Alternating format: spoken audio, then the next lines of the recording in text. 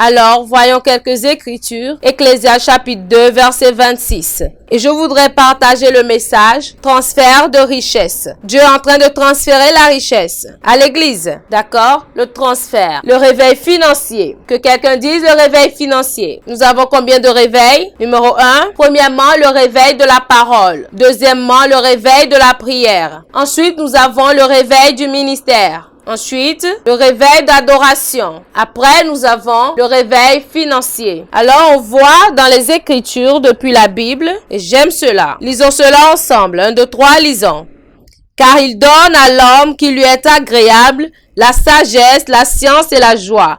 Mais il donne aux pécheurs le soin de recueillir et d'amasser afin de donner à celui qui est agréable à Dieu. C'est encore là une vanité et la poursuite du vent. Car Dieu donne la sagesse et la science et la joie à un homme qui est agréable à ses yeux. Mais aux pécheurs, il leur donne le soin de recueillir et d'amasser afin de donner à celui qui est agréable à Dieu. C'est encore là une vanité et la poursuite du vent. J'ai un problème ici. J'essaye de ne pas trouver une question ici. Mais je pose une question. Qui êtes-vous? Ou bien, qui est votre voisin? La Bible dit que Dieu donne la sagesse, la science et la joie à celui qui est bon devant lui. Mais à un pécheur, il rassemble, il amasse, afin que quelqu'un vienne prendre cela. Alors là, je suspecte votre voisin maintenant. Oui, maintenant, je suspecte votre voisin. Certaines personnes travaillent jour et nuit pour que d'autres personnes agréables prennent cela. La Bible dit, Dieu donne la science, la sagesse. Et quoi? Combien de choses alors là? Alors rapidement, la traduction du message, la version traduction du message, la Bible dit que Dieu donne quoi? La sagesse et la science et la joie. À qui? À ses favoris. Mais les pécheurs sont assignés à vivre une vie de dur labeur et finissent par donner tout ce dont ils ont travaillé pour aux favoris de Dieu. Rien que la fumée et la poursuite du vent. Alors, ce moment où je vous parle, la Bible dit que les pécheurs rassemblent afin que les enfants de Dieu prennent cela de leurs mains. Je vous ai juste dit cela maintenant. Je ne sais pas qui vous êtes. Qui êtes-vous? Qui êtes-vous? Alors, si vous êtes dans les affaires de dur labeur, vous ne pouvez pas être dans la joie. Alors, je dois corriger cette erreur ce soir. Parce que vous n'êtes pas un pécheur. Je vous promets cela. Dites, je ne suis pas une pécheresse. Dites, je ne suis pas un pécheur. Je suis saint. Vous n'êtes pas un pécheur. La Bible dit que Dieu donne, pas la prospérité, pas l'argent, mais il donne la sagesse, il donne la science et il donne la joie. Mais celui qui est un pécheur rassemble, il amasse, afin que les favoris, combien d'ici sont les favoris? Est-ce que je peux voir les favoris de Dieu? La Bible dit les favoris recueillent cela, tout ce qui a été amassé par les pécheurs. Nous reviendrons à cette écriture. Nous ne sommes pas encore là, donc je ne voudrais pas vous embrouiller. Alors la Bible ici dit que Dieu donne. Nous avons peut-être certains d'entre vous ici à l'église, vous n'êtes pas juste devant le Seigneur. Et vous priez jour et nuit pour l'argent. Dieu ne va pas vous donner de l'argent, mais il vous donnera des enfants. Ceux qui sont justes devant lui, vous voyez. Lorsqu'on prêche l'évangile, tous ceux qui sont ici, il est temps pour le transfert de la richesse. Cela quitte les pécheurs et cela revient à vous. Mais pendant que vous êtes un pécheur, ça vous quitte et ça va au niveau du juste. Qui sont vos voisins? Nous ne prêchons pas seulement, alléluia, Dieu se souvient de vous dans l'église. Non, vous avez quelque chose à faire. Vous pouvez être juste devant Dieu. Vous devez être juste devant Dieu. Voici le grand problème que nous avons. Nous avons des gens qui ne connaissent pas la signification de se tenir debout juste devant Dieu. Combien êtes juste? Je voudrais voir vos mains. Combien sont pécheurs? Est-ce que vous pensez que Jésus viendra et vous dira que vous êtes un pécheur? Allez en enfer? Il ne fera pas ça. Il se tiendra debout seulement et vous regardera. Vous-même, vous saurez. Je ne suis pas bien positionné. Voilà la signification de la sainteté de Dieu. Lorsque nous disons que Dieu est saint, nous ne disons pas qu'il viendra seulement dire « Je suis saint ». Non. Il ne dira pas un mot. Il va juste vous regarder. Et vous commencerez à vous souvenir de tout, vous-même. Est-ce que quelqu'un va vous rappeler quelque chose? Non. Dites à votre voisin, fais les choses justes. Dites, tu as l'opportunité. Je ne vous ai pas entendu. Dites à votre voisin, fais bien les choses. Si tu veux le transfert de la richesse, arrête d'être méchant. Ce n'est pas pour les méchants. C'est pour les enfants de Dieu. Je ne sais pas pourquoi, rien ne vient. Je priais depuis et Dieu se tient debout et commence à regarder vos voies. Mais regardez bien votre monde et demandez-vous où est-ce que vous étiez mauvais. Où est-ce que vous ne faites pas bien les choses? Nous sommes chaque jour dans les bénédictions de Dieu. Alors j'ai écrit dans mon livre, je priais en utilisant ce livre, les mystères autour de votre argent. Combien connaissent ce livre? Dans ce livre, j'ai tout écrit. Et je dis tout à propos de l'argent. Parce que beaucoup de chrétiens ne connaissent pas la signification de l'argent. Je parlais à certains de mes fils et filles hier.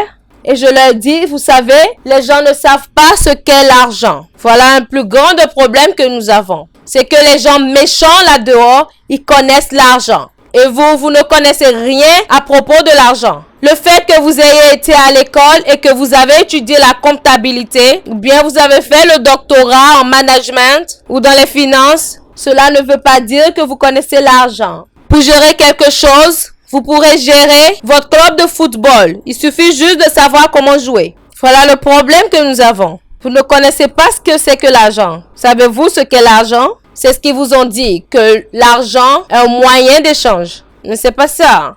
Et heureusement que les vraies personnes savent ce qu'est l'argent. Pendant que certaines personnes savent ce qu'est l'argent, et ils sont capables de manipuler cela dans leur direction. Et la création échoue de manipuler l'argent dans leur direction. J'ai demandé à certaines personnes hier, je dis selon toi, qu'est-ce que l'argent? Oh, c'est un moyen d'échange. Je dis non, ce n'est pas ça. En fait, il n'y a rien comme mon argent. Ce n'est pas votre argent. Laissez-moi vous enseigner quelque chose. Donnez-moi ce billet. C'est votre argent. Je vous promets de vous le rendre plus tard. Vous savez, ça c'est l'argent ou bien? Combien est cet argent? 2 rounds. Lorsque vous demandez à certaines personnes qu'est-ce que l'argent, ils diront que l'argent c'est un papier qui vous aide à acheter les choses. Ou l'argent c'est un moyen d'échange. Mais ça, ce n'est pas la signification de l'argent. Et moi, en tant que le leader de l'église, j'ai l'obligation de vous enseigner. Vous, en tant que mon église. Nous sommes sur le point de prophétiser sur l'argent ce soir. Maintenant, regardez ceci. Alors, l'argent, ce n'est pas ce bout de papier. Quelqu'un peut reproduire ce bout de papier et l'appeler faux billet. Parce que cela n'a pas le sens de la propriété. Et il n'y a rien comme mon argent. Vous n'avez pas d'argent. Personne ne détient l'argent. C'est la banque qui détient l'argent. Vous n'avez pas entendu cela, n'est-ce pas? Alors je disais hier que cet argent, le pouvoir de cet argent est ce qui est dans la banque du pays. Vous avez entendu cela? Le pouvoir de cet argent est ce qui est dans la réserve de la banque du pays. Alors, qu'est-ce qui est dans la réserve? Est ce qui régénère la puissance ou le pouvoir de ce papier. Exemple. Je donne un exemple. Si à la banque de réserve, il y a 1 milliard, la valeur de ce qui est dans la banque de réserve, matériellement, que ce soit l'or, que ce soit le pétrole, toutes les choses, disons que tout cela, la valeur fait 1 milliard de dollars. Par exemple, l'argent qui a été imprimé par la banque de réserve doit être équivalent à ce qui est dans la réserve. Alors, si la banque de réserve garde 1 million de valeur d'or, de pétrole, tout cela est appelé la réserve. La signification de réserve, c'est avoir quelque chose en réserve pour révéler ce que vous avez dans votre poche. Un exemple, s'il vous plaît. Si la réserve a 1 milliard de valeur, ça veut dire que ce qui doit être imprimé doit être la valeur qui se trouve dans la réserve. Maintenant, si la réserve a utilisé des choses, par exemple, le pétrole ou l'essence, l'or et d'autres choses, ça veut dire que ce n'est plus 1 milliard. Par exemple, s'ils ont utilisé 500 millions, ça veut dire qu'il y a combien maintenant dans la réserve? 500 millions. Mais l'argent qui a déjà été imprimé est combien? 1 milliard. Alors, qu'est-ce qui va se passer? Ils vont réduire cet argent à la moitié. Le pouvoir de cet argent à la moitié. Pour équilibrer ce qui se trouve dans la réserve. C'est pour cela qu'on voit que l'argent fait quoi? C'est pour cela qu'on voit que l'argent a perdu de valeur. Alors, lorsqu'on veut faire l'échange, c'est tel montant pour tel montant. Maintenant, il y a une plus-value. Pourquoi cela a augmenté? Parce que certaines choses sont rentrées dans la réserve. Et maintenant, à donner en retour à l'argent que vous détenez le pouvoir. Alors, lorsque vous tenez cela, selon vous, c'est juste de l'argent dans votre main. Mais vous ne savez pas le mystère derrière cela. Oh, vous avez entendu cela? C'est pour cela que ce n'est pas votre argent. Cela peut être dans votre compte. Mais toute erreur que vous faites avec cela, la banque de réserve viendra après vous. Ils viendront après vous. Même si vous dites que c'est votre argent, ils vous diront non. Nous devons vous poser des questions. Parce que, selon eux, ce n'est pas votre argent. Alors, qu'est-ce que vous devez faire par conséquent en tant que chrétien? Pour avoir votre propre argent, vous avez besoin de créer l'argent par l'argent. Pour avoir quelque chose en dehors ou quelque chose qui provient de l'argent, que vous pouvez multiplier. Vous n'avez pas entendu ce que je viens de dire. Et je disais hier, savez-vous que vous pouvez avoir 50 milliards dans votre compte et quelqu'un peut avoir 50 000 dans son compte? Cependant, le plus riche parmi vous pourrait être celui qui a 50 000. Parce que celui avec 50 000, combien riche vous êtes n'est pas combien vous détenez dans votre compte. Combien riche vous êtes, c'est combien de richesses vous avez dans les actifs. Ce n'est pas la liquidité. C'est combien riche êtes-vous dans quoi? Dans les actifs. Vous avez peut-être l'or, mais vous n'avez rien comme argent dans votre compte. Mais en actifs, vous êtes riche. En d'autres termes, vous avez certaines choses. Vous avez des actifs. De la même manière que la banque de réserve a de l'or dans sa banque pour multiplier l'argent, vous-même vous avez de l'argent où? Dans vos actifs. Pour multiplier quoi? L'argent. Alors vous pouvez en fait aller là-bas et voir l'une de vos propriétés. Vous dites combien vaut cette richesse. Ok, on dirait que c'est 50 millions. Mais cependant, vous n'avez pas de l'argent dans votre compte, dans vos mains, mais vous êtes capable de révérer une propriété. Maintenant, regardez votre voisin et dites-lui, je suis ici. Vous voyez les chrétiens, vous ne connaissez pas l'argent. Selon vous, c'est un papier. C'est pour cela que si quelqu'un vous donne de l'argent, tout ce que vous faites, c'est de le tenir ferme dans votre main et utiliser cela. Les gens pauvres économisent. Les gens riches investissent. Non, vous n'avez pas entendu cela maintenant. La Bible dit, allez et soumettez les nations. Soumettez les nations. Comment est-ce que vous pouvez soumettre? C'est pour cela que la Bible dit à ses favoris. Il leur a donné la connaissance, la science pour savoir ce qu'est l'argent. Vous devez avoir la science. Il faut la connaissance de Dieu et sa sagesse pour que vous compreniez ce qui se passe dans le monde. Les pauvres sont payés par rapport au temps qu'ils travaillent. Mais les riches sont payés par rapport aux résultats qu'ils produisent. Cela ne compte pas. Vous rencontrez quelqu'un de riche, vous voudrez qu'il fasse quelque chose pour vous, peu importe ce qu'il fait dans 10 minutes. Aussi longtemps que vous voulez qu'il vous donne le résultat. Pendant que les gens pauvres, ils doivent travailler à partir de 6 heures du matin à 18 heures. Si vous ne travaillez pas pendant 2 heures de temps, on t'appelle, on dit, viens, signe ici. Maintenant, signe ici, signe. Mais les gens riches, ils n'ont pas besoin de signer quelque part. Ils disent, ce que tu veux, c'est les résultats, n'est-ce pas? Oui, d'accord. Tu veux le résultat quand? Voilà, je veux le résultat de ce projet d'ici la semaine prochaine. D'accord, la semaine prochaine? Alors, le gars peut travailler durant toute la nuit et il finit et maintenant avoir 6 jours pour seulement dormir et faire ce qu'il veut. Il sera payé pour le résultat et non pour quoi? Et non pour les heures. Lorsque vous commencez à penser, je dois avoir quelque chose, ma propre société, pour que je sois payé par ma société, pour les résultats. Mais vous travaillez pour différentes sociétés. Nous remercions Dieu pour le travail que vous faites. Mais ayez quelque chose à côté qui doit vous payer. Pourquoi? Pour le résultat. Alors l'argent, ce n'est pas ce que vous détenez dans vos mains. C'est ce qui est multiplié. Alors c'est très important pour vous de produire également quelque chose, de l'argent, afin de pouvoir multiplier cela contre cet même argent. Vous n'avez pas compris ce que je viens de dire. Alors, dans n'importe quel montant que vous avez, pensez à, sinon je ne voudrais pas ceci dans notre église, où l'argent vous dirige. Vous devez diriger et gouverner l'argent. Si je ne vous enseigne pas ceci, toute cette saison vous sera inutile.